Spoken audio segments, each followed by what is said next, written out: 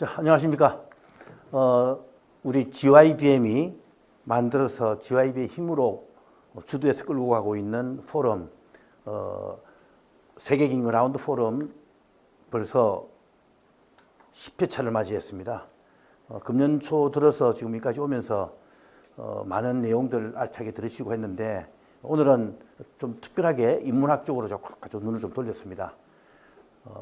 지금 우리 이슈 전체가 다 국제지인 정세 중심으로 움직이다 보니까 너무 좀 삭막하다는 느낌도 좀 있고, 실제로 또 산업 현장에서 일하다 보면은 조금 약간 빗나간다 그래야 되나요? 또 기반을 생각하는 것들에는 우리가 조금 무심해지는 경향들이 있는데 좀 좋은 자극이 될 거로 생각이 됩니다. 오늘 자우전 10차 포럼이 여러분한테 큰 유용하게 되기를 바라고, 오늘 이 강의는 말씀드렸던 대로 여기서 실제로 오늘 한 30명 정도는 예상을 했는데 조금 이따가 좀 채워질 것 같기도 합니다. 그리고 유튜버 동영상이 뒤에서 지금 준비돼서 동시에 송출이 되고 있고, 또 녹화된 것은 내일 모레부터 우리 플랫폼에 올려서 전부 다 볼 수 있도록 그렇게 진행된다는 거 참고하시기를 바랍니다. 1시간 정도, 약 한 50분 정도 강의 들으시고 10분 정도 Q&A 진행하는데, 직접 질문하셔도 좋고, 끝나서 해외에서 들으시는 분들은 카톡으로 질문하셔도 제가 전달해서 여러분한테 좋은 답변이 될 수 있도록 그렇게 진행하도록 하겠습니다. 그리고 20시에 마치면 늘 하던 대로 간편식입니다만은 참가자 전원 둘러 앉아서 오늘은 김밥을 준비했습니다. 식사하시면서 이 가을 밤의 그 금요일 저녁에 남들은 태울 때 우리는 촉촉하게 한번 비를 포함해서 같이 한번 시간 보내는 걸로 했으면 좋겠습니다. 오늘 강사님은 제가 참 귀하게, 아이고, 본문이 바로 나와버리네. 귀하게 모셨습니다. 제가 알고 있는 대선배님 한 분이 철학과 출신이 계신데, 그분하고 또 교분도 있으시고, 그런 중에 여러 채널을 봤더니만 많은 글도 있고 내용들이 여태까지 하던 인문학도 강의하신 분들하고는 결이 제법 다르고, 또 IT 쪽을 또 아시면서 하시니까 본인이 경력을 설명하시겠지만 굉장히 폭넓은 이야기 들을 수 있을 것 같습니다. 좋은 시간 되시기를 바라면서 우리 교수님 박수로 환영하겠습니다. 네, 안녕하세요. 소개받은 서울대학교 철학과 이은수라고 합니다. 사실 출신은 수학과라서 철학과 진고를 이라고 하기는 좀 어렵고, 인문대학에 한 200여 분 전임교원이 계신데, 그러니까 마음대로 돌아다녀 봐라. 그러니까 늘 어떤 티오가 나야 뽑곤 했는데, 인문학도 이제 변화할 때가 좀 필요하고, 특별히 우리 산업 경쟁력을 생각할 때 사실 인문학의 통찰인 굉장히 중요한데, 그런 역할을 좀 해보라고 서울대에서 약간 예외적으로 뽑혀서 철학과에 있습니다. 철학이랑 무관하진 않은데, 오늘 드릴 말씀도 그냥 일반적인 어떤 철학이나 역사에 관련된 얘기라기보다는 사실 실리콘밸리에서 박사를 하면서 왜 우리는 규모나 인재풀이나 이런 걸 여러 생각을 하면 특별한 수가 좀 필요한데, 사실 한국에서는 인문학 경시가 좀 여전합니다. 저도 인문학 자연대에서 인문대로 넘어올 때 뭐 아버지가 뭐 하시냐 질문도 받아봤고, 집에 돈이 많은지도 좀 물어봤고, 그러면 이제 인문학을 못하는 걸로, 뭔가 배고파야 되는 걸로 생각을 하는데, 시대가 바뀌어서 뭐 제가 자주 듣는 우스갯소리인데, 인문대는 불탄 지 오래됐습니다. 우리 집은 다 불타서 이미 다 탔는데, 요즘 저는 남의 집 불구경 다니느라 신이 납니다. 약대도 불나고 법대도 불나고, 다 AI가 다 타게 만들고 있는데, 이 상황에서 인문대는 오히려 좀 기회가 있다. 왜냐하면 기획자, 또 특별히 어떤 새로운 기회를 포착하는 능력, 또 사람에 대해서 민감하게 그 내밀한 걸 읽어내는 능력이 없으면 바이브 코딩, 노 코딩의 시대가 돼서 얼마든지 기술 개발, 또 앱 개발 쉽게 할 수 있는 시대에 우리가 어떤 메시지를 한국에서 발신해서 세계적인 기업을 키워볼까, 그게 제가 하고 있는 주된 고민이고, 또 중간에 말씀드리겠지만 저도 나름 창업을 하고 있습니다. 또 인문대지만 실험실도 운영하고 있고요. 그래서 제가 하고 있는 고민이기도 하고, 이래저래 여러 기업들이나 또 이런 포럼 자리에서 발신하고 있는 메시지이기도 합니다. 오늘 사실 우리가 삶의 구석구석을 잘 아는 것 같지만, AI 시대가 될수록 사실 고객들, 또 인간, 사람에 대한 이해가 이전보다 훨씬 더 중요하기 때문에 그 이야기를 중심으로 좀 말씀을 드리겠습니다. 제 소개 잠깐 조금만 더 하면 이해하기 편하시도록 요즘에 저는 이제 투자 관점에서 말씀을 드립니다. 연구에도 투자처럼 자산 배분이 필요하다 말씀입니다. 그래서 제가 서울대 와서 민폐를 끼치면 안 되니까 제일 위에 있는 거는 채권, 안전자산입니다.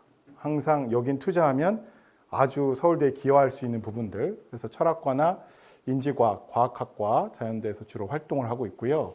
다만 이제 서울대에서 해야 될 일은 기술하고 인문학을 결합하는 걸 우리가 디지털 인문학이라고 하고 있습니다. 역사가 꽤 오래됐고요. 그래서 AI 연구원에서 제가 디지털 인문학 센터를 만들어서 센터장을 하고 있습니다. 여기는 레버리지 한 3배짜리 주식 투자라고 생각하면 됩니다. 왜냐하면 아무것도 안 나올 수도 있어요. 근데 도전적인 연구인 거죠. 우리가 여기에 어떤 새로운 실험을 해서 서울대가 세계적인 연구를 한번 하는데 기여를 해보자. 그렇게 하고 있고, 나머지 10%는 우리 산자부하고 과기부 쪽 일을 합니다. 산자부 자체평가위원 하면서 우리나라 산업 동향들 저도 계속 공부하고 있고, 인문학자들이 사실은 이런 일들을 너무 안 하기 때문에 어떤 정부 부처 평가 이런 것들도 지나치게 정량적인 것에만 신경을 쓰다 보니까 공무원들이 움직일 수 있는 폭이 너무 없는 거예요. 새로운 일을 하고 싶어도 이거 연말에 성과지표 안 나오면 못 하는데, 이제 그런 거에 대해서 좀 더 도전적인 일을 정부 차원에서도 좀 시도해야 되지 않을까, 그런 메시지를 드리고 있습니다. 오늘 제가 시간이 많지는 않으니까 한 3꼭지 중심으로 말씀을 좀 드릴게요. 일단 첫 번째 제가 드리고 싶은 말씀은 사실 우리 모두의 고민이긴 합니다. 우리가 굉장히 그 어느 때보다, 저는 지성사가기도 한데 그 어느 때보다 인류가 똑똑한데 왜 길을 잃을까라는 생각들을 해요. 어디로 갈지 모르겠다는 생각들을 계속하게 되거든요. 사실 그 이유가 뭐냐면 일종의 풍요 속의 빈곤입니다. 미국의 굉장히 유명한 역사가가 scarcity or abundance 이런 얘기를 했거든요. 정보가 너무 많아서 오히려 빈곤해지는 거예요. 몇 개 없을 때는 그냥 따라가면 되는데, 지금 우리 젊은 세대는 너무 많은 답이 많이 주어져 있는데 여기서 나는 어디를 향해 가야 되는지를 전혀 모를 때가 있습니다.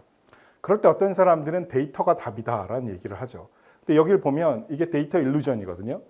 주황색은 같은 크기의 원인데도 데이터만 쳐다보면 모든 지표는 이렇게 가면 성공한다고 말하는데 성과가 전혀 안 나올 때가 있습니다.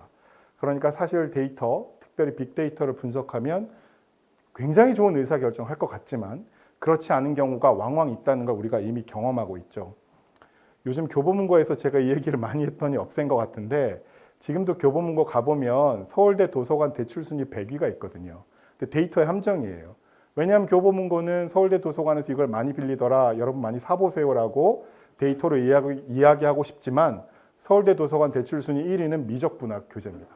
그러니까 때로는 데이터가 말하는 게 사람들에게는 전혀 와닿지 않는 경우가 너무 많다는 거죠.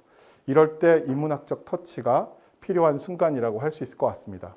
오늘 줄곧 제가 말씀드리고 싶은 기조는, 사실 우리가 오랫동안 정답을 찾아오는데 몰두해온 게 한국의 교육이었고, 그렇지만 AI 시대가 되고 새로운 산업이 재편되면서 특별히 오픈 AI가 디벨로퍼 데이 같은 거 할 때 보면 이제는 경제 산업 생태계 자체가 바뀌는 때가 아닌가라는 생각을 하게 되기 때문에 질문 발명가를 키우는 일이 21세기 새로운 인문학이 해야 될 일이 아닐까라는 생각을 합니다. 그러기 위해서 저는 인문학이라는 말을 사실은 좋아하지 않습니다. 왜냐하면 사실 우리는 인간의 문의를 연구해야 될 때는 이미 지났고, 인간 자체를 연구를 더 치열하게 해야 되기 때문에 그런데요. 유발 하라리처럼 이제 떠오르고 있는 학자가, 제가 이거 TV조선 행사에서 그때 좌장을 하면서 얘기한 건데, 이 사람이 마르쿠스 가브리엘이라고 본대학의 유명한 학자입니다. 근데 저희가 대담을 할 때 같이 공감한 키워드를 하나만 뽑으라 그러면 The greatest decoupling in two cultures예요. 이 two culture가 뭐냐면 1950년부터 나온 얘기거든요. 문과, 이과의 분열을 말하는 거예요. 그러니까 문과는 이과한테 야, 너 셰익스피어도 안 읽어본 게 너무 무식하다 이러고, 이과는 연력학 법칙도 모르는 게 이러고 싸우던 게 70년이 넘은 거예요. 그때도 그 간극이 커서 문제가 됐다라는 게 이제 영국에서 발신한 메시지인데, 이게 한 75년 넘어가니까 문이과가 사실은 너무 다른 이야기를 하고, 기술자들은 그냥 기술만 내달리고 기술 효용성, 공학적 효용성, 더 벤치마크를 쉽게 통과하는 거나 투입한 자원을 줄인다든가 이런 거에만 몰두를 하게 되고, 또 반대로 저같이 이제 철학과에서 뭔가를 해야 되는 사람들은 기술 공부를 너무 안 하다 보니까 사실 산업 현장이나 기술 수요가 있는 사람들한테 너무 와닿지 않는 얘기를 하는 거예요. 뭔가 멋진 얘기기는 알겠는데 우리가 기업에서 인문학 강연 안 한 게 아니거든요. 한 2010년 어간 중심으로 정말 많은 인문학 강연이 있었어요. 아마 스티브 잡스가 우리가 소크라테스랑 뭐 점심을 할 수 있으면 애플 주식을 주겠다고 했다거나 애플의 DNA에 인문학이 춤춘다 뭐 이런 얘기를 할 때 한국의 많은 기업들이 인문학 강의를 안 들은 건 아닌데 이 디커플링의 문제를 사실은 아무것도 해결하지 못했습니다. 저는 근원적인 문제는 인문학을 아까 말씀드린 대로 인간의 문의를 연구하는데 너무 많은 시간을 인문학자들이 쏟고 있다는 데서 문제를 찾습니다. 옛날엔 그래야 됐죠. 지금 이 강의를 들으시는 온라인에 계시든 오프라인에 있는 분들의 생각을 알 길이 없습니다. 그러니까 인간을 연구하기 위해서는 위대한 철학자나 역사학자나 문학을 집필한 사람들이 남긴 글을 보고 인간이란 이런 존재구나 라고 역추정을 한 거예요. 근데 지금은 사실 데이터도 너무 좋고 저장 장치도 좋고 정말 많은 기술이 있어서 인간 자체에 대한 연구를 좀 사실은 해야 되는데 그 연구를 누가 하고 있냐면 사회대에서 주로 하고 있어요. 그래서 그리스어로 사람이 안트로포스인데 이 사람이란 말을 가져간 학문이 인류학과입니다. anthropology. 그래서 사실은 제가 비꼬는 말이긴 한데 인문대가 그렇게 추앙하는 소크라테스가 되살아온다면 25학번으로 소크라테스는 인문대 철학 전공으로 오지 않고 사회대로 갈 것 같아요. 왜냐하면 소크라테스는 철저하게 동시대인들의 삶에 관심이 있었거든요. 결국은 제가 지적하는 문제는 인문학이 다 그런 건 아닌데 우리는 너무 인간이 남긴 유산에 관심이 많다. 그러니까 동시대인의 욕구와 필요를 인문학이 예리하게 읽어내는 게 한 발짝 뒤처지는 게 아닌가라는 생각을 합니다. 최재찬 선생님 스승이었던 에드워드 윌슨이 이런 말을 해서 유명하죠. 인간이 어떤 존재냐. 구석기 시대의 감정을 가지고 있는데 제도는 여전히 대학이나 정치체제가 다 중세고 그런데 인간 손에 신처럼 신과 같은 기술, God-like 테크놀로지가 쥐어지는 바람에 모든 비극이 일어나는 거예요. 감정 통제는 구석기 시대 둥글 벽화 그리던 사람과 다르지 않은데 우리 손에는 이제 HMD를 쓰고 생성형 인공지능을 자유롭게 쓰는 존재가 인간이 됐습니다. 이 인간, 우리가 어떻게 연구해야 될까가 굉장히 중요한 문제라서 옥스포드에서는 몇 년 전에 이렇게 홍보를 했어요. 르네상스 이후에 대학이 받은 기부 중에 가장 큰 단일 기부 188 US 밀리언 달러를 우리 블랙스톤사의 그 CEO였던 스티븐 슈와츠만이 옥스포드에 기부를 합니다. 요청은 하나예요. 인문학 베이스로 인문학 중심으로 새로운 기술 연구를 하면 좋겠다. 특별히 AI에 대해서. 그래서 영국은 지금 이 일을 하고 있고 미국도 지금 저 사람이 바이든 대통령하고 악수하고 있는 사람은 스탠포드 출신의 국을 다니다가 인간적 기술센터를 만들어서 활동을 하고 있는 기술 개발을 그냥 놔둘 수는 없고 유예시킬 수도 없고 기술 모라토리움 논의도 있었죠. 근데 그렇게 할 수는 없고 인간적인 기술에 대한 고민을 하자는 센터를 만들기도 했고요. 뭐 이제 꽤 된 이야기지만 AI가 이제 막 도입이 됐을 때 대중적으로 척 슈먼 상원의원이 22명 CEO를 한 자리에 모여서 비공개로 뭐 이야기를 듣기도 했죠. 제가 뭐 미국 의원들에게 부러워하는 건 그런 겁니다. 우리는 국회 토론회를 가면 저도 가끔 가지만 국회의원들이 사진 찍고 다 빠져나가세요. 그러면 전문가가 더 전문가 앞에서 발제를 하고 있으면 자괴감이 들거든요.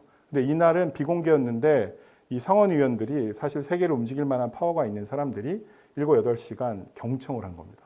AI가 갖고 올 미래가 어떨까? 우리는 어떤 법을 만들고 규제는 어떤 수직적, 수평적 규제를 해야 산업 경쟁력을 잃지 않으면서도 인류의 보편 평등 복지를 기할 것인가인데 지금 여러분이 아는 CEO들이 한 자리에 모여서 어떤 사람이 이 모임에 대해서 비공개였지만 마치 외계인이라도 침공한 양 한 자리에 모이지 않을 사람들이 다 모여서 인류의 방향이 어딜까 고민하고 있다는 거죠.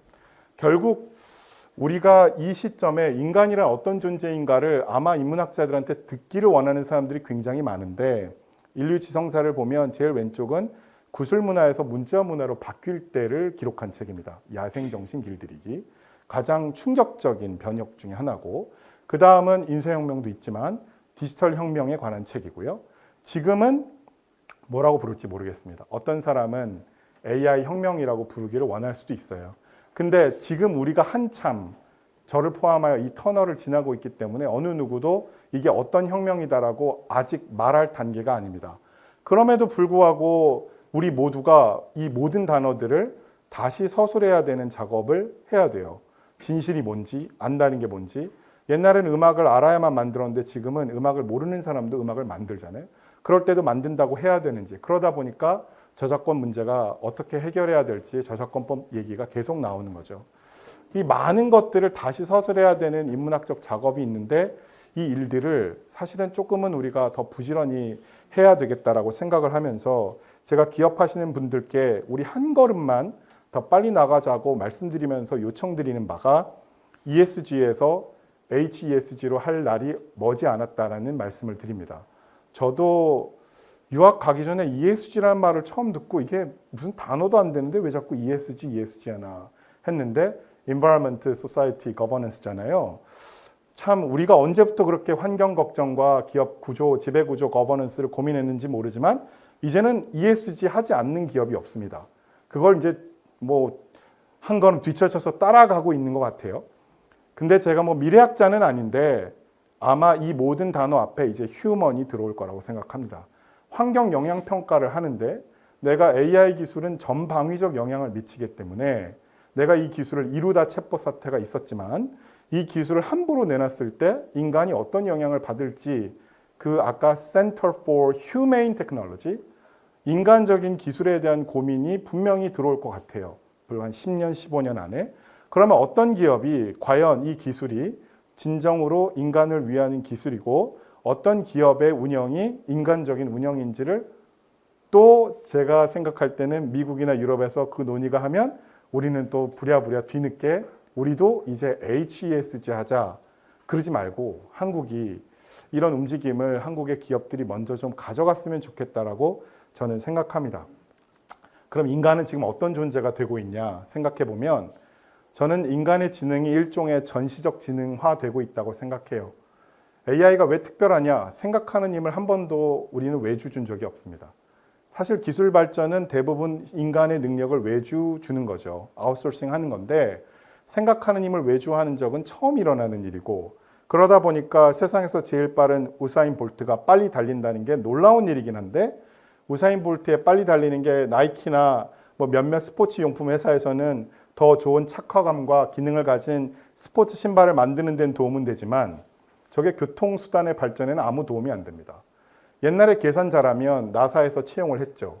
근데 이제 AI가 저도 수학과 출신으로 우리나라 국가올림피아드 대표들을 꽤 가르쳤었는데 국제수학올림피아드에서 이미 AI가 금메달을 받는 수준에서 이제 대부분의 한국에서 길거리에서 마주치는 모든 사람보다 수학 계속 과학 계산 능력이 좋은데 그게 무슨 의미가 있어지는가 생각해 보면 이제는 수학과학적 계산 능력조차도 일종의 과시 전시적 지능으로 바뀌고 있다. 인간이 이렇게 어려운 문제를 빨리 풀 수 있구나. 그런데 기계가 더 빨리 풀면 그건 무슨 소용이 있을까라는 생각을 해보게 되는 거죠. 그래서 영미권에서 뭐 가디언이든 어디든 여러 군데서 걱정을 많이 늘어놓습니다. 뭐 수백 개가 있는데 2개만 갖고 온 거예요. AI가 우리를 과연 똑똑하게 만드는가, 어리석게 만드는가. 또 최근에 MIT 미디어랩에서 최초로 GPT를 쓰고 있는 사람의 뇌를 스캐닝을 한 EEG 데이터를 공개하기도 했습니다. 확실히 EEG 데이터를 보면 뇌 전파를 측정해 봤더니 AI를 쓰는 경우에 뇌 활성 부위가 훨씬 줄어들었습니다. 그럼 이게 장기적으로 축적되면 인간은 어떤 존재가 될까? 이런 게 이제 우리가 고민해야 되는 거고 그러다 보니까 세계경제포럼 이런 데서 2030의 코어 스킬은 뭐가 될까? 뭐 좀 깨알같이 옮겨왔습니다만 우리 모두가 부모들을 비롯해서 많은 사람들은 그런 고민하죠. 내가 지금 우리 애가 이렇게 공부를 잘하는데 이 전공을 보내서 1, 20년 안에 이 전공이 별 볼 일 없어지면 어떻게 되나. 그런 고민하잖아요. 저도 어른들 만나면 옛날에 서울대에 여기 뭐 부회장님들 많으니까 여쭤봐야겠는데 잠사학과가 있었고 석탄학과가 뭐 인기가 좋은 때가 있었다 그러는데 마치 그래도 석탄학과 잠사학과가 침몰하는 데는 1, 20년이 걸렸다면 이제 AI가 야 이때가 이게 최고다 그랬는데 이게 다 1, 2년 안에 무색해지면 부모들은 더 그래서 의대에 몰두하는 것 같아요. 내가 이렇게 공부를 잘했는데 이 등수를 써먹지 못하는 걸 그렇게 두려워하면서 근데 또 곁눈질을 하는 거예요. 과연 어떤 기술이 미래에 더 중요한 기술이 될까? 이게 모든 사람의 지금 관심인 것 같아요. 사실은. 근데 저는 사실 이런 방향보다는 우리가 뭐 과거를 알기도 어렵습니다. 과거를 제대로 평가하기도 어려운데 과연 미래가 어떤 미래가 될까를 정말 제대로 읽는 건 쉽지가 않습니다. 제가 뭐 무당도 아니고. 그래서 저는 질문을 좀 바꿔보고 싶어요. 여기 잠깐 밀렸는데 사람들은 계속해서 인간은 뭘 할 수 있나? 인간의 지능이 캐나다 토론토 대학 교수의 말을 빌리면 obsolescence, 구닥다리가 돼간다. 근데 점진적으로 구닥다리가 되고 있다라고 얘기하거든요. 그런 상황에서 계속해서 우리만 할 수 있는 걸 찾고 있어요. 많은 사람들이. 근데 저는 질문을 좀 바꾸고 싶어요. 그건 쉽지 않고 아직 인간이 뭘 도대체 욕구하는가를 한번 되물어 봤으면 좋겠어요. 여러분이 B2B를 하실 수도 있고 B2C를 할 수도 있지만 인간에 대한 이해가 굉장히 필요한 시기가 됐기 때문에 인간은 과연 이 시점에 뭘 욕구할까를 한번 되돌아보면 좋겠다는 말씀을 드립니다. 가끔 그런 생각을 하거든요. 인간 지능이 시한부가 된 것 같아요. 제 다른 표현으로. 왜냐하면 굉장히 멀쩡한 지능이에요. 오히려 무서운 지능이죠. 핵무기도 만들고 2차 대전을 겪고 나서 오히려 인간 지능에 대한 환멸을 느낄 정도로 와, 인간이 이렇게 대단한 지능을 갖고 있구나 우리가 생각을 하게 되는데 마치 내가 굉장히 건강했는데 어느 날 검진을 받고서 의사가 날 부르더니 당신 시한부요 3개월 남았소 이런 느낌인 거예요. 나는 지금 멀쩡하게 돌아가는 자연지능을 갖고 있어요. 근데 AI가 나한테 갑자기 나오더니 너 몇 개월짜리야 이렇게 하는 거예요. 내가 하는 일들이 이 자리가 없어지면 어떡하나. 이 일자리는 계속 살아남을까? 그래서 인간은 시한부 인간지능이 되고 있는데 그러다 보니까 자꾸만 우리는 뭘 생각하냐면 이것만은 인간이 유일하게 할 수 있을 것이다 라는 걸 자꾸 생각합니다. 이게 어떤 거냐면 시한부 선고를 받은 환자한테 여러 가지 생명 유지 장치를 붙여보는 거예요. 자, 예술만큼은 뭔가 밀접한 감정 코칭만큼은 로봇이 대체하지 못하겠지.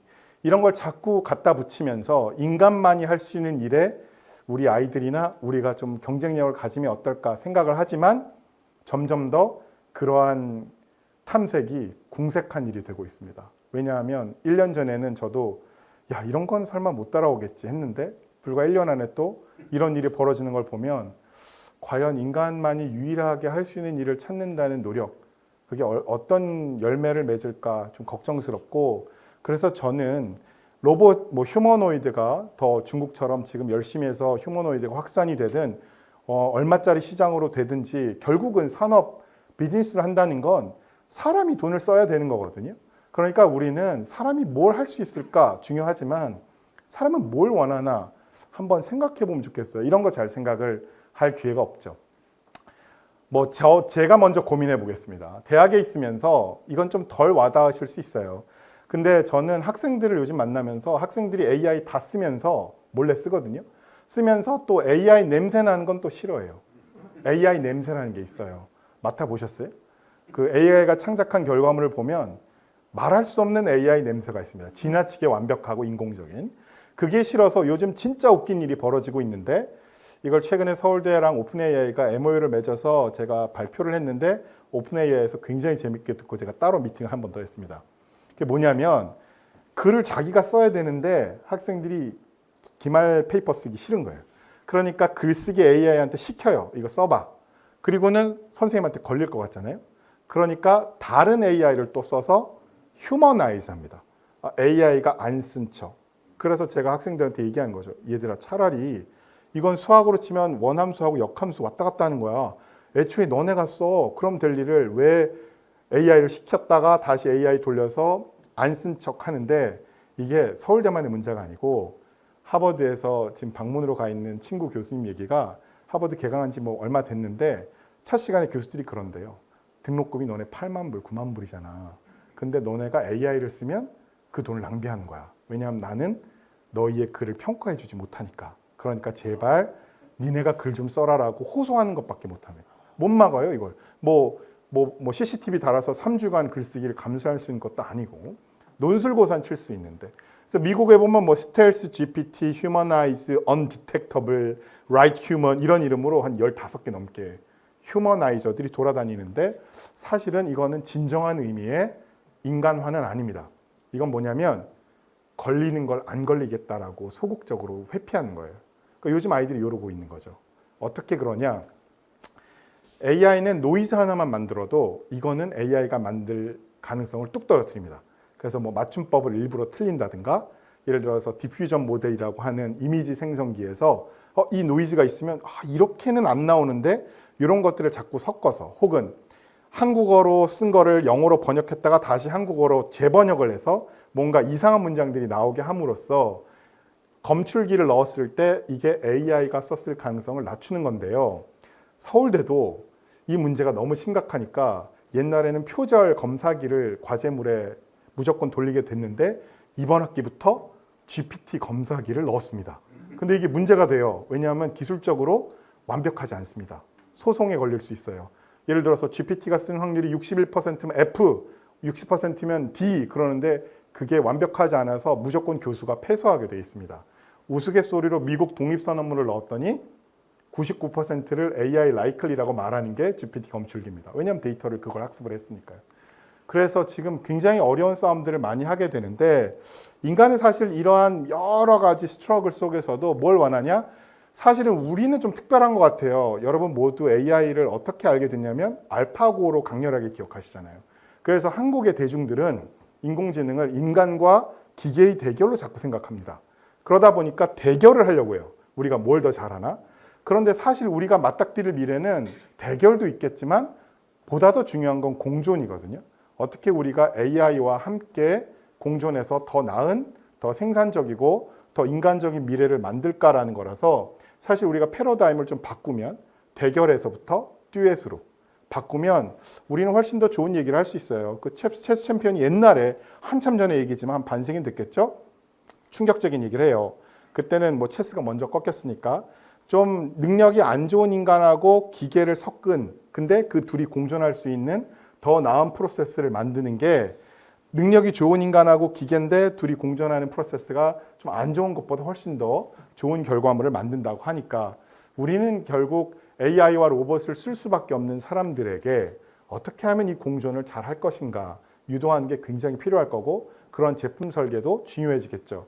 뭐 한 예로 코카콜라가 리얼 매직 브랜드 플랫폼을 해서 이거 다 생성형 인공지능을 자유롭게 활용하면서 자기가 코카콜라 디자인을 하게 했고, 고객들이 한 거를 뭐 이렇게 곳곳에 실제 캠페인, 광고 캠페인으로 쓰는 걸 보면, 옛날에 이런 디자인을 할 수 없던 능력, 그런 능력이 없는 사람들이 이제는 자기의 스토리를 담아서 얼마든지 제품 디자인도 하고 홍보 캠페인도 할 수 있는 시대가 열리는 거죠. 멀티모달리티가 좋은 건, 저는 예를 들어 그림을 잘 그리지 않습니다. 웹툰을 잘 못 그립니다. 그런데 저는 좋은 내러티브는 알고 있어요. 그럼 이거를 그림화시키고 웹툰으로 이식할 수 있는 기회들이 계속 열린다는 거니까, 어떻게 하면 인간이 고유하게 갖고 있던 자연적인 재능에 AI가 듀엣이 돼서 공존 방정식을 더 잘 풀까? 그걸 해주는 기업은 뭐가 있을까? 이런 쪽으로 계속해서 아마 사람들의 고민이 넘어갈 것 같습니다. 오늘 인문학이라서 제가 요즘 뭐 LG든 네이버든 계속 같이 하자고 말씀드리고 있는 게 있는데, 그게 뭐냐면 I read라는 겁니다. 내가 읽는다. 왜냐하면 제가 지금 서울대에서 읽기의 역사를 가르치고 있는데요. 이런 변곡점이 없었습니다. 그러니까 우리가 수많은 뭐 구술 문화에서 문자 문화로 넘어오고 많은 일이 벌어졌지만, 기계가 읽는 시대가 된 거예요. 몇백 쪽짜리 보고서를 올리고 야 요약해봐. 그 어떤 인간보다 잘합니다. 여기 핵심 내용 간추려봐. 훨씬 빠르고 훨씬 정확하게 합니다. 물론 최근에 나온 논문대로라면 좀 혼내야 돼요. 너무 친절하게 말했더니 벤치마크가 더 떨어지더라는 논문이 얼마 전에 나왔습니다. 그러니까 약간 혼내가면서 야 이것밖에 못해? 다시 해봐. 그러면 요약도 좀 더 잘합니다. 뭐가 됐든 수백 쪽짜리를 우리보다 잘 읽는 시대가 돼서, 이제 어떤 시대냐? 영어를 한 번만 쓰면 it reads의 시대가 왔어요. 처음으로. 그것이 읽는 시대, 비인칭이 읽는 시대가 된 겁니다. 그러다 보니까 뭐 대기업들 고민이 그런 거예요. 제가 먼저 말씀을 드렸죠. 아니 모든 조직원들이, 지금은 안 그렇겠지만 디지털 네이티브가 AI 네이티브가 돼서 이제 애초에 학생들이 맨날 기계가 읽는 시대를 학창시절 내내 보내다가 입사를 했어요. 그래서 조직에서 회의를 하겠다고, 야 중국발 제조업 위기다, 이거 뭐 대책 없냐? 그런데 20명을 모았는데 20명이 다 기계로 읽는 시대에 익숙한 놈들이라서 모아봤더니 생각이 다 비슷한 거예요. 내놓는 얘기가, 그게 어떻게 보면 AI는 평균의 함정이 있죠. 어쨌든 표준분포 상에서 평균적인 확률이 가장 높은 걸 답으로 내놓으니까 20명이든 30명이든 오너가 불러 모아서 이 얘기를 듣는데 옛날에 아날로그 세대들은 별의별 놈이 다 있었단 말이죠. 이거 하면 안 됩니까? 뭐 이상한 얘기도 했는데. 근데 만약에 AI에 이렇게 익숙한 세대가 돼서 기기가 있는 것에 익숙해지면 과연 우리 조직의 구성원이 많으면 뭐 할까? 이 사람들을 모아서 아이디어 회의를 한다 한들 새로운 생각이 나올까가 제가 제일 걱정하는 부분입니다. 왜냐하면 제가 서울대에서 맞닥뜨리고 있는 학생들이 한 10년 지나면 다 여러분 회사에 가서 일하는 사람들이니까 저는 여러분보다 한 10년 더 일찍 미래를 살고 있어요. 물론 회사에서 돈이 걸려 있고 봉급이 걸려 있으니까 학교에서보다 더 열심히는 하겠죠. 근데 학생들의 변화가 곧 기업의 직원들의 변화가 될 텐데 과연 생각하는 직원들이 얼마나 남아날까라는 생각이 들면서 우리 읽는 운동을 하자라고 제가 이제 말씀을 드리는데 I read 이 앞 글자를 딴 거를 에크로님이라 그래요. 그래서 I read는 뭐냐? 인문학이 2000년간 해온 일입니다. 첫 번째 I는 행간을 읽는 거예요. 인문학자들 맨날 하는 게 그거잖아요. 텍스트 멀쩡히 있는데 꼭 그 행과 행사를 읽어요. 야, 여기 숨겨진 의미. 자, 그런 게 사실 기계보다 우리가 더 해야 되는 일이고 R은 재정의하는 겁니다. 소크라테스 뭐 옛날에 읽어본 거 생각해 보시면 소크라테스는 맨날 모른다 그래요. 그러면서 자기는 질문만 해요. 야, 덕이 뭐야? 그러면서 덕은 이런 거였다라는 정의를 다시 정의하게 합니다.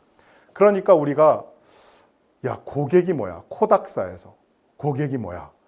사진, 필름, 뭐 이 인더스트리에 있으면 고객은 어떻게 정의될 텐데 야, 이제 우리는 고객을 새로 정의해야 되지 않을까? 보잉에서 뭔가 아예 이동수단, 모빌리티 자체를 고객의 새로운 관점으로 정의한다면 다른 비즈니스를 해야겠죠. 근데 이제 그런 인문학적 성찰 훈련이 만약에 잘 안 되면 아이디어 회의에서 별 내용이 없겠다 걱정이 되는 겁니다. 이는 사실 요즘 학생들은 읽고는 있는데 영혼이 없이 읽는 경우가 있어요.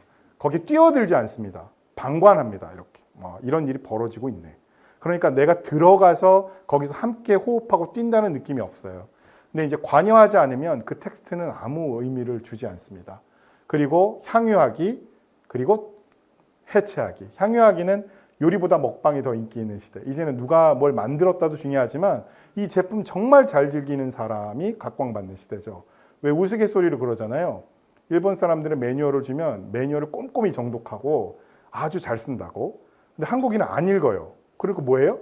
매뉴얼이 없는 걸 만드는 민족이잖아요. 그러니까 정말 어떤 의미에서는 향유하는 데는 우리가 특별한 DNA가 있는데 이런 거, 이 제품의 의미를 살리고 제품 설계자도 모르는 거를 막 찾아가지고 재미있게 하는 능력, 그리고 이 모든 게 성공하려면 언제든 비즈니스 수익 모델이 나던 걸 한번 해체해 볼 필요도 있습니다. 왜냐하면 이 사이클이 다시 돌아가서 뭐 한번 내가 시장을 한번 점유했다고 영원한 승자는 없으니까 언제든 위기가 찾아오면 내가 믿었던 신화, 이 비즈니스의 성공 모델을 언제든지 해체해야 될 필요가 있겠죠.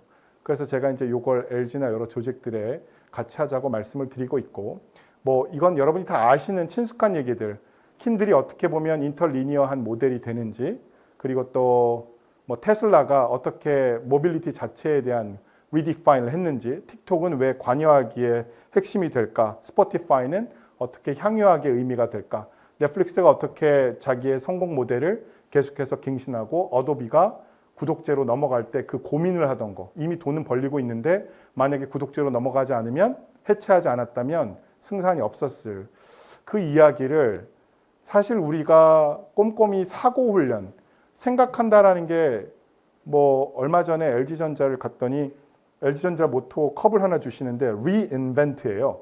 reinvent. 근데 제가 이제 반문했어요.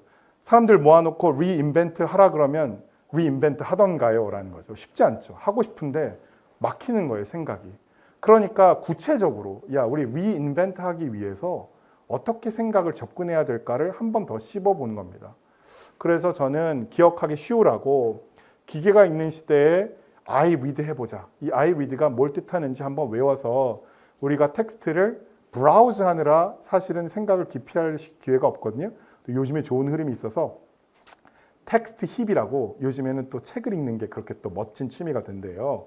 그러니까 좋은 흐름이 생겼으니까 기계가 읽는 시대에 내가 읽는 게 의미가 있어야 같이 읽는 것도 의미가 있습니다. 내가 읽는 놈, 나만의 고유한 생각을 하는 사람이 없어지는데 모인들 같이 모여서 브레인스토밍 하는 게 무슨 의미가 있을까가 제가 제일 걱정하고 있는 겁니다. 그래서 제가 오늘 화두를 인간의 욕구를 좀 읽어보자라고 말씀을 드렸기 때문에 I read를 하면서 요즘에 우리 인간은 어떤 걸 원하고 있을까? 제 결론을 먼저 말씀드릴게요. 여러분도 나름 내가 얼마나 B2C를 하든 혹은 B2B를 하면서 혹은 내가 조직을 이끌면서 우리 직원들의 생각을 좀 잘 읽어서 우리 직원들에게 어떤 새로운 변화의 기회나 복지나 뭐 도전의 기회를 줄까 고민이 되실 텐데 인간이 뭘 원하는지 한번 물어보시면 좋겠어요. 제 결론을 일단은 말씀을 드릴게요. 제가 이제 이 데이터를 좀 살펴보면서 저는 요즘 이런 거 많이 보거든요. 이게 지금 저작권이 있어서 하버드 비즈니스 리뷰인데 제가 일부러 조그맣게 갖고 왔습니다. 이제 유료니까.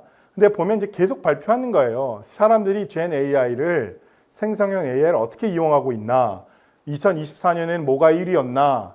2025년에는 뭐가 1위 하나? 뭐 그런 겁니다. 예를 들어서 테라피나 컴패니언십이 항상 상위권이에요.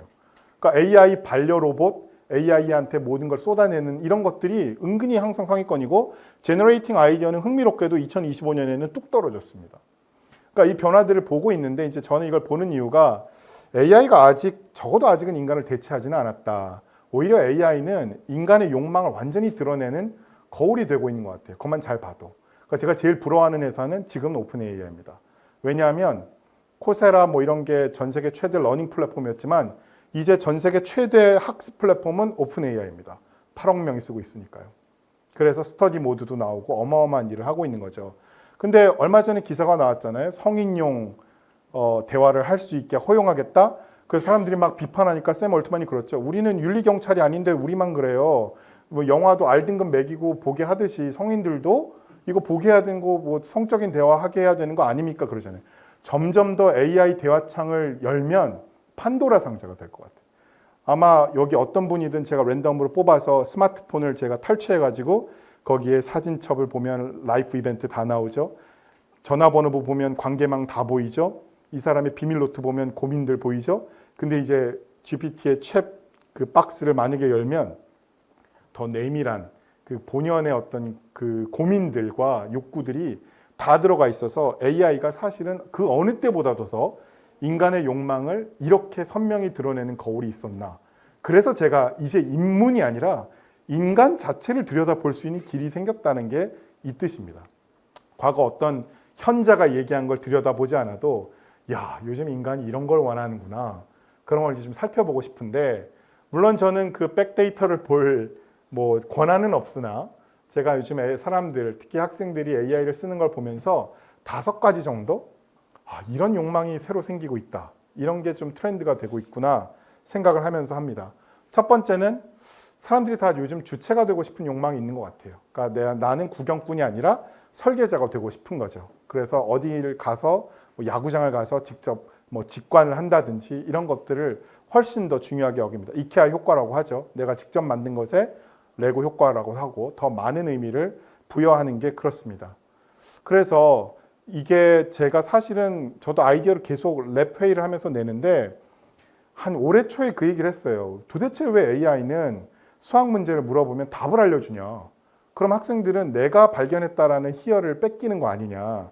그러니까 이 문제를 물어보면 한 60%만 풀어주고 그 다음에 어떻게 할까요? 라고 해야 되는데 그랬더니 모든 회사가 제미나이, 클로드, 오픈 AI가 미국 2학기 개강에 맞춰서 미국은 9월에 시작하잖아요. 스터디 모드를 만든 거예요. 그래서 이제 스터디 모드는 거의 완벽한 AI 튜터로 작동합니다. 여기까지만 얘기해주고 야 이제 어떻게 할까요? 라고 물어봐요.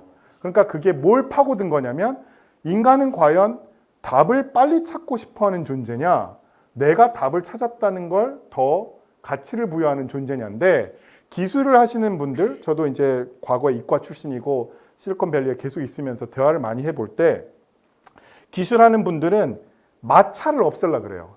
아주 매끄럽고 유연한 사용자 경험, 유저 익스피리언스가 중요하다 보니까 아이콘의 위치, 야 이게 여기 있으면 사용자가 못 찾을 거야. 그러니까 마찰이 없는 경험, 매우 seamless하다는 말이 그런 거죠. seamless하다는 말이 뜻하는 바는 고객들이 걸리적거리는 게 없게 만드는 게 한동안 트렌드였어요. 그런데 이제 AI가 모든 걸 대신하는 시대에는 과연 마찰이 없는 경험이 좋은 기업의 제품일까 고민해 보게 되는 거죠. 노력을 없애는 게 아니라 노력을 의미 있게 만드는 기업이 뭘까? 이 노력을 조금은 유도하고 그 노력에 보상을 줘야 되는데 아예 노력도 없이 거의 바보를 만드는 아무 노력과 마찰이 없는 기업은 그런 제품은 살아남을 수 있을까? 저는 그런 고민을 해봅니다. 두 번째는 향유하고 싶은 욕망. 아까 아이리드랑 비슷한 거죠. 그래서 제가 지금 제안한 단어는 뭐냐면 인간은 주석가가 될 것이다. 무슨 뜻이냐면 AI가 생산을 해요. 결과물을. 그러면 거기에 인간이 특별히 인간의 조미료, 파이널 터치, 휴먼 스파이스를 얻는 겁니다. 왜냐하면 이건 범용적으로 모든 사람에게 보편 동일한 결과물들이거든요. 라면 이 하나 가지고 정말 수백만 가지의 레시피를 만드는 비슷한 노력을 생각해 보면 사람들은 더 이상 단순한 소비자가 아니라 콘노스예요. 이것의 의미를 감식할 수 있는 미식가처럼 행동을 하게 될 거거든요. 그래서 AI가 이렇게 인사이트도 해주고 뭐 딥 리서치를 해줘요. 근데 AI의 그 차갑고 비인칭적인 결과물에 나만의 맥락과 해석을 넣어서 내 파이널 조미료를 약간 터치하듯이 그렇게 하는 향유 그 역할을 인간이 하게 되겠죠. 이런 얘기를 합니다. 요즘에 달멍이라는 게 한동안 유행을 했었는데 BTS의 RM이 이제 국립중앙박물관 요즘 한국이 가장 핫한 곳이죠. 외국인들이 K-팝 데몬 헌터스 때문에 국중박에 그렇게 오길 좋아하고 굿즈도 잘 만드시는데 이 국립중앙박물관의 진품 다랑아리는 사실은 예쁘지 않습니다. 균형도 좀 안 맞고 이제 두 개를 이어 붙이다 보니까 그래서 이건 어떻게 불러야 되냐? 완전하지 않은 뷰티예요. imperfect beauty입니다. 그런데 저 다이소가 비즈니스 센스가 좋은 거예요. 야, 사람들이 다랑아리를 달멍하기를 좋아해? 그러면 우리 다랑아리 3,000원짜리, 4,000원짜리, 5,000원짜리 만들어서 찍어내서 불티나게 팔렸어요. 근데 이 다이소 다랑아리는 싼데 퍼펙트해요. 대칭도 완벽해요. 근데 사람들은 이걸 더 좋아하잖아요. 왜 그래요? 이건 퍼펙트한데 impersonality한 거예요. 개성이 없습니다. 그러니까 이제 AI가 생산하는 생산물에 대해서 나만의 시각, 나만의 터치를 하는 게 인간이 주석가가 되는 거예요. 내가 애초에 밑바닥에서 처음부터 다 만들진 않아도 AI가 만들 건데 거기에 내 취향을 넣어서 특별히 더 의미 있게 만들겠다가 중요해지겠죠. 세 번째는 점점 더 사람들이 의미를 느끼고 싶어 하는 것 같아요. 효율보다. 제가 SDS 특강 갈 때 삼성에 길찾기를 했다가 그날 그 생각이 들었는데 카카오든 네이버든 길찾기를 하면 모든 기술 기업이 최적 경로, 무료 경로, 최단 거리를 고르게 해요. 그럼 제가 얘는 나를 어떻게 보고 있는 건가 하면 이 기업은 인간의 니즈를 너는 제일 빠른 길, 제일 비용이 덜 드는 길, 제일 짧은 길을 원하는 놈이야 라는 거예요. 근데 사실 그렇지 않잖아요. 오늘 제가 이렇게 초대를 받아서 금요일에 비가 살짝 오는 날 경복궁의 아름다운 곳을 지나가게 됐어요. 그럼 저는 여기 한 바퀴를 더 돌아서 오고 싶은데 인간의 그런 니즈를 일단 무시하고 효율에 몰두한 결과가 그렇습니다. 그런데 제가 국립국어원에 어떤 분을 모시고 특강을 했을 때 서울대에서 그 베테랑 지도하시는 분이 본인을 지도쟁이라고 낮춰서 말씀하셨는데 지도쟁이들은 축적과 관계없이 학교 시청을 표시했대요. 종이 지도 때. 국립재난 상황에서 집어들면 대피소가 보여야 되기 때문에 그걸 표시했다는 거죠. 그러면서 전도를 보여주시면서 야, 이 교수님 여기가 뭐가 잘못됐다고 하는데 뭐 잘못됐는지 찾아보라는 거예요. 잘못된 게 뭐라 그랬냐면 독도가 있는 게 잘못됐다 그러시더라고요. 왜냐하면 이 축적 관계상 독도가 있으면 다도해나 모든 섬이 다 있어야 됩니다. 그런데 왜 독도를 표시해요? 축적이 안 맞는데 표시하면 일본 애들이 자기 땅이라고 할 거니까. 그래서 AI가 세상을 빅데이터에서 엄청나게 많은 걸 보여주는 것 같지만 그 미세하게 야, 이 해상력을 높여서 이 메시지는 발신해야지 그 의미를 전달해 줘야지라는 거는 결국은 사람이 잡아내야 되는 일이라는 거죠. 데이터는 흑백의 세계입니다. 거기서 누군가가 이 붉은 줄 한 줄을 그을 수 있는 그 사람, 그 제품이 뭘까? 사람들이 목마르게 되겠죠. 그리고 네 번째는 사람들은 점점 더 이제 부캐가 많이 유행했듯이 특히 멀티모달리티가 나의 다양한 능력을 자극한다면 온전한 나로 살고 싶은 욕망, 멀티페르소나가 훨씬 더 인기를 끌 거고 닌텐도가 게임을 하는 유저를 젊은 아이들로 설정했다가 텔레비전 앞에 모인 가족 전체라고 하면서 위를 만들고 할 수 있었던 것.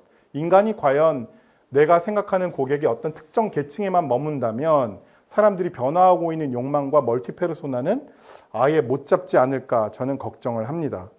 마지막 제가 생각하는 요즘 사람들의 욕망 제일 중요한 건 아마 가장 강한 대체 불가능해지고 싶다. 나는 교체될 수 없는 존재가 되고 싶다가 가장 중요한 것 같아요. 미국에 이런 사이트가 있습니다. ChatGPT is eating the world. 우리가 제공한 데이터로 GPT가 무럭무럭 자라고 있어요. 그러면서 언젠가 내가 이게 우로보로스라는 유럽 중세의 어떤 그 전설적인 괴물인데 재밌어서요. 생산해낸 데이터는 무한대 같아요. 그죠? 인피니티예요. 무한 사인이에요. 근데 우리도 모르는 사이에 내 꼬리를 내가 먹으면서 소멸하고 있지 않을까라는 걱정을 하고 있죠. 그러니까 어떻게 나만의 색 고유함을 지킬 수 있을까? 그게 이제 우리한테 굉장히 중요한 주제입니다. 그래서 제가 한 5분 정도만 저도 이제 이런 고민들을 하면서 단순히 이런 거 합시다, 이런 게 중요합니다, 말 던지고 아무것도 안 할 수는 없고 저도 랩이 있고 창업도 하고 있기 때문에 제가 랩에서 던지고 있는 키워드는 우리 이러한 인문학적 사고 훈련에 기반해서 한국에서 뭔가 재밌는 일을 하는 제 꿈은 MIT 미디어 랩을 능가하는 서울대 랩이 나올 필요가 있다는 거고 이 14, 15세기 피렌체 하늘을 수놓은 이 브루넬레스키의 돔처럼 새로운 발명을 해보자. 근데 이게 약간 모순형용이죠. 저는 인문대에 있지만 교수업적 평가할 때 대부분 특허 넘어가거든요. 설마 있겠어? 근데 이제 저는 출원도 하고 있고 이제 인문학을 하는 분들도 아이디어에 기반해서 새로운 서비스, 새로운 제품, 특허도 열심히 내야 된다고 생각을 하면서 저는 인간의 욕망을 잘 읽게 되면 새로운 질문이 생기고 그걸 개념화하고 제품하면서 하나의 세계관까지 만드는 일을 해보고 싶어서 그 일들을 하고 있습니다. 인문학 발명의 축은 이렇게 될 텐데 긴 얘기를 조금 줄이면 저희 랩은 좀 특별해요. 그래서 철학과 있지만 철학 전공을 받지 않습니다. 그러니까 전공 불문이고 미술사를 한 친구도 있고 많은 친구들이 와 있는데 제가 물어보는 거는 모토가 이겁니다. We revolutionize the way of something. 그리고는 랩에 오고 싶어하는 학생들한테 너 여기 들어갈 some verb를 찾아와. 그러면 학생들마다 저는 읽기를 바꾸고 싶어요. 저는 음악 감상 방식을 바꾸고 싶어요. 이런 가치를 담아서 이런 제품을 만드는 걸로 저희가 그래서 하고 있는 거죠. 그래서 리딩을 넣기도 하고 여행을 바꾸기도 하고 미술 전시를 바꾸기도 하고 그렇습니다. 몇 가지 보여드리면 이게 페이스북에서 본 사진인데 Rare Shot of an Endangered Species라고 멸종 위기에 처한 어떤 종의 진귀한 사진이라는 거예요. 읽는 인간이 멸종하고 있고 버스에서 포착되는 건 정말 드문 일이다. 근데 서울시에서 30억을 들여서 서울시에 죄송하지만 30억이나 들여서 맨날 문해력이 문제라고만 얘기하고 대책은 안 내놔요. 너무 답답한 거예요. 나한테 30억을 주면 해법을 내놓을 텐데. 그래서 제가 지금 만드는 해법은 세미콜론이라는 걸 만들었고 세미콜론이 되게 좋은 문장 기호입니다. 마침표와 쉼표라서 네 생각 맞췄어? 근데 쉼표를 열어서 이제 내 생각을 달아볼게. 오바마가 왔을 때 한국 기자들이 질문하면서 유명했거든요. 그래서 우리 사회가 왜 이렇게 질문과 생각의 연결이 없나 봤더니 생각을 연결한 적이 별로 없는 거예요. 그래서 제가 서울대 수업에 이런 것들을 만들어서 생각을 여백에 남기게 하고 그것들을 공유하게 하고 있습니다. 그래서 이런 것도 만들고요. 요즘 애들이 너무 급하게 읽기 때문에 뒷 문장을 가려놓고 다음 문장 뭐가 올까 예측하게도 만들고 또 이제 문해력이 떨어지다 보니까 뭐가 주제문이고 부주제문인지도 몰라서 그런 거 이제 매칭시키기도 하고 그렇습니다. 그러고 나면 이렇게 별명이 생겨서 학생들이 수업 시간에 내가 누군지 몰라요. 모험적인 미어캣이 누군지 모르는데 사람들의 생각을 서로 공유하는 거죠. 이런 생각을 하는 친구들이 있구나. 그래서 남의 생각들을 보고 서울대가 등록금은 많이 받는데 이제 이런 것들을 가지고 생각 통계를 해보면 이 주제에 대해서 어떤 생각들이 있는지 무슨 온도가 있고 어떤 네트워크가 있는지를 봐야 되는데 죄송한 말씀이지만 카카오가 업데이트를 했을 때 이런 짓을 안 했다고 봅니다.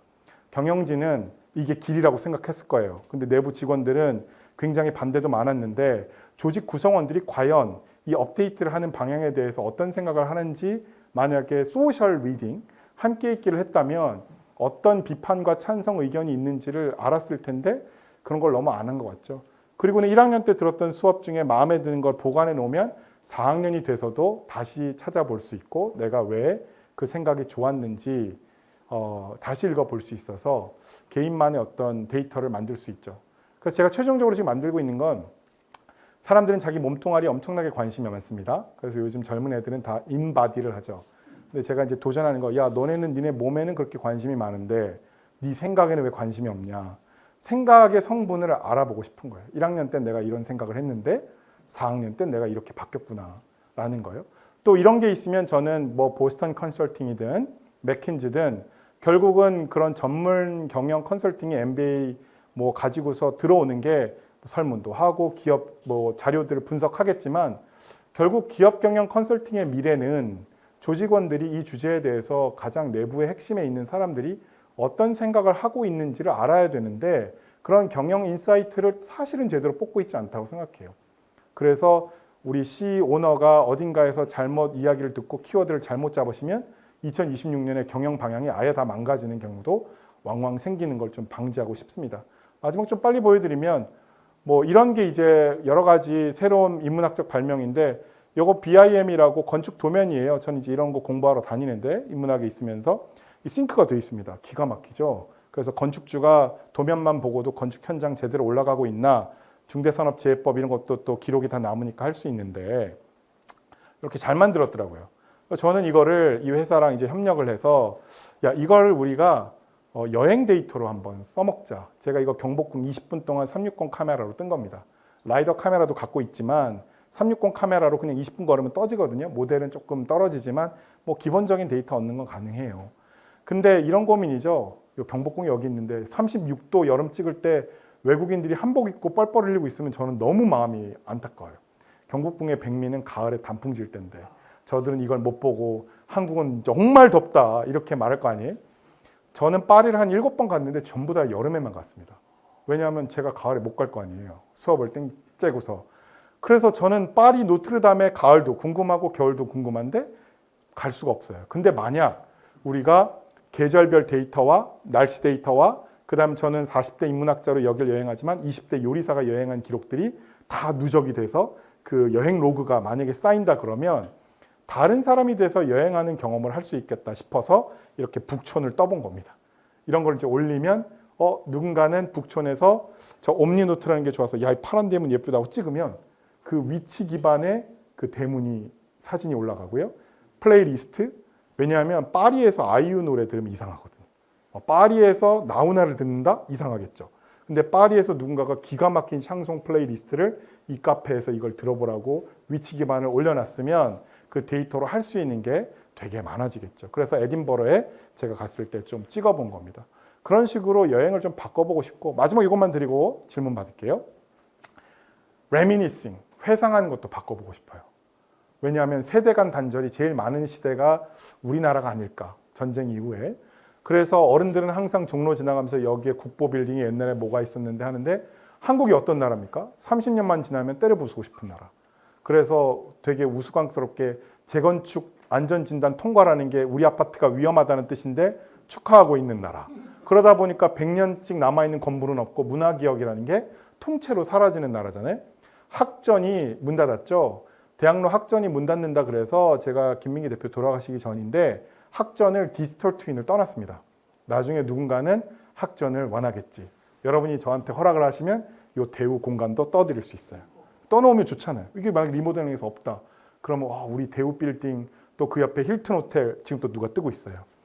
그런 게 자꾸 없어지는 게 너무 슬프잖아요. 이거 제가 한 건 아니고 제가 그래서 이 학전을 하면서 같이 협업하게 된 서울시립대에 이 전문적으로 이 디지털 트윈 하시는 분이 이런 걸 이제 만드셨는데 기가 막혀요. 이건 뭐냐면 반포주공이에요. 요즘 뭐 최고의 아파트가 들어서는 곳 1, 2, 4주구인데 입주민들이 다 나가고 철거하기 전에 아마 현대인가 삼성 어디서 허락을 해주셔서 아파트 단지를 통째로 뜬 겁니다. 그러니까 이 배관 하나하나부터. 왜냐하면 누군가가 몇백 년 뒤에 한국의 근대 아파트 주거 문화가 궁금하다 그러면 이거 보면 되는 거예요. 어땠는지. 그래서 이 점군 데이터로 나무 한 그루 한 그루까지 다 남겨놓은 거예요. 드론 데이터, 라이다 장비, 360 카메라 병합해서 이 아파트 단지가 통째로 남아있고 그럼 여기에 반포주공을 살았던 사람들 여기 로그인해서 사연을 남겨주세요. 그럼 땅 따먹게 한 곳, 여기는 뭐 한 곳 이런 걸 남길 수 있잖아요. 근데 우리는 이런 노력 안 하는 거야. 돈 안 되니까. 근데 이런 것들이 기업과 완전 비영리 재단 사이에서 항상 놓쳐지는 포인트들이 이런 겁니다. 왜 우리는 이런 의미 있는 걸 못할까? 그래서 제가 뭐 어린이집부터 교수 은퇴한 곳들 카이스트, 제가 카이스트 있었기 때문에 이런 걸 이제 좀 남긴 겁니다. 마무리 지으면 제가 많은 말씀을 드렸는데 다 말씀은 못 드렸고 인문학의 변화를 좀 말씀드리고 싶어요. 그러니까 여러분들이 인문학에 대해서 새로운 가치를 발견하고 새로운 좀 도전해 주시면 좋겠는데 제가 생각하는 21세기 인문학은 삶에 밀착해야 된다. 우리 삶에 지금 이 시대의 21세기에 시민들이 뭘 원하고 뭘 지금 필요로 하는지를 무시하지 않는 인문학이면 좋겠고 근데 인문학이 잘하는 게 있어요. 비저블 니즈는 사회과학자들이 훨씬 잘합니다. 왜냐하면 데이터도 훨씬 잘 다루고요. 이 문제를 더 예리하게 파악하는 건 사회과학자들이 기가 막히게 해요. 인문학자가 잘하는 건 뭐냐? 안 보이는 필요를 잘 읽습니다. 그래서 왜 뭔가 내가 힘든데 왜 힘든지 몰랐어요. 그냥 뭐 요즘에 삶이 마음에 안 들어. 그런데 무슨 소설을 읽다가 영화를 보다가 드라마를 보다가 눈물이 흐를 때가 있죠. 왜냐하면 그 작가가 나의 안 보이던 그 욕구와 필요를 언어화해서 만져준 거거든요. 만약에 우리 한국의 인문학이 사람들이 느끼는 이 변화의 시대에 인비저블 니즈를 좀 더 빨리 읽어서 제품화할 수 있다. 메타버스도 소설에서 시작한 용어니까요. 이런 상상력에 기반해서 안 보이는 필요를 먼저 읽어서 우리가 조금 더 이 세상에 없던 서비스와 제품들을 만드는 도전적인 노력을 할 수 있다면 저는 그게 서울대에서 인문학자로서 제가 해야 될 중요한 일이라고 생각하면서 뭐 여러분들이 좋은 아이디어가 있으면 또 저도 도전해 주시고 같이 협력을 해볼 수 있으면 너무 좋겠다고 생각합니다. 네, 이상으로 마치고 질문 있으면 받겠습니다. 지난번 말씀드렸죠. 특이한 강의 좀 듣고 싶다 그래서 근데 가을이고 하니까 오늘 인문학 또 다른 약간 우리 산업계에서 입장에서 인문학에 가까울 수도 있습니다만은 요 분이 그 황두진 건축사 되시는데 이분께서 도시 큰 생각을 담는 그릇이라는 주제로 보시다시피 뭐 굉장한 또 여러 가지 그걸 가지고 계신 분입니다. 통찰도 있고 바로 우리 옆집에 사세요. 이 건물 바로 옆에 서시는데 대우에서 근무를 했습니다. 과거에 서울 건축이라고 해서 이 서울 건축이 힐튼 호텔 그 뭡니까 그 디자인하고 또 교보생명 이게 전부 다 했던 그 그룹들입니다. 그래서 근데 본인이 이제 대우 잠시 다니다가 미국 가서 공부하고 와서 또 다른 일을 하시다가 우연찮게 접촉이 되고 알게 되어서 제가 엊그제 가서 부탁을 했더니만 공간에 대한 감각을 좀 가져가자. 도시가 이렇게 바뀌어야 된다. 그러면 여러분들한테 줘야 될 통찰이 굉장히 많을 것 같아요. 공간에 대한 이야기, 기획에 대한 이야기. 그래서 창의성의 단계부터 시작해서 나에서부터 우리로 가는 과정. 도시는 결국 우리를 모으는 과정이니까 그런 이야기 좀 주실 것 같습니다. 자, 거기에다가 오늘 또 한 성사가 됐는데 아직 내용을 못 채웠습니다. 싱가포르에서 벤처 빌딩 하는 전문가인데 이분은 우리 처음부터 그 삼성에 좀 다녔습니다. 상사에서. 근데 본래는 김우중 회장이 모시는 일로 처음에 조인하려다가 저리 가서 하다가 주로 금융계통에 다니면서 이제 벤처 쪽 일을 했는데 지금은 싱가포르에서 한 20년째 그 전 세계 그 스타트업을 알리도 주고 중간에 자문도 하고 또 자금도 이렇게 주선해주는 일을 하시는 분인데 우리 한국에 있는 IT 하시는 분들 스타트업들 대개가 한국 시각을 자꾸 가지고서 말씀하시는데 그분이 맞고 틀리고 떠나서 여러분 들을 때 그런 마음으로 듣는데 싱가포르에서 활동하시니까 여러분 들을 때 훨씬 객관성도 담보가 되고 좀 통찰해 줄 것 같아요. 그래서 싱가포르 계신 분 좀 어려웠는데 제가 지난번에 만나서 서울 올 때 꼭 알려주라 했더니만 마침 이 시기에 12월 12일 날 서울 온다 그래서 제가 초청을 했습니다. 주제 같은 거는 다음번에 알려드리도록 하겠습니다. 괜찮으시겠죠? 오늘 식사는 뭐 이런저런 분도 좀 도움 받아서 준비했으니까 지난번까지는 날씨 때문에 결국 김밥을 못 하고 샌드위치를 먹었는데 좀 퍽퍽하다는 느낌이 들었고 오늘부터는 시원해진 관계로 김밥을 준비했습니다. 맛있게 드시고 이야기 나누시고 그리고 오늘 또 조금 시간 여유 있으니까 좀 서로 좀 우리 연생들끼리 좀 이야기 나누시고 오늘 인원이 애매하니까 뒤쪽에 다 같이 앉을 수 있을 것 같습니다. 화장실 다녀오시고 진행할 수 있도록 해주시고 오늘 또 해외에서 계신 분들 전부 다 우리 생각해서 힘찬 박수로 하면서 유튜버 방송도 종료하도록 하겠습니다. 박수 부탁드리겠습니다.